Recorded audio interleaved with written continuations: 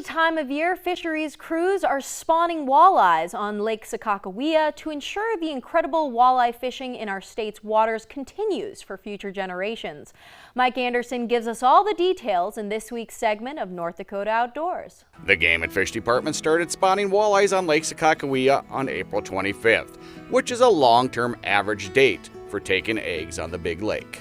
The walleye spawn is triggered partially by day length, photo period, and then by water temperature. With the ice coming off, sometimes when it comes off early, you think, oh, we need to get out there, and the photo period just isn't right. So that's where it always ends up being the end of April, the beginning of May.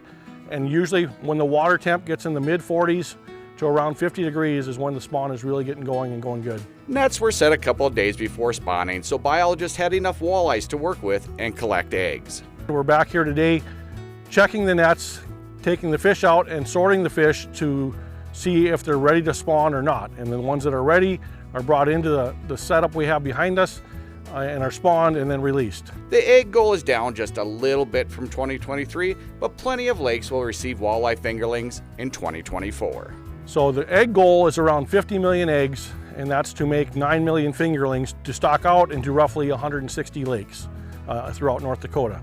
While eggs were taken from walleyes in Lake Sakakawea, the big lake won't see any returns in 2024. Last year stocking, once we stocked and went back in the fall to see how they did, we had the second highest catch rate of those stock fish that we've seen since we've been test netting. The North Dakota Game and Fish Department has a unique partnership for decades with the Garrison Dam National Fish Hatchery. The Game and Fish goes out and traps the fish, and we spawn with the hatchery.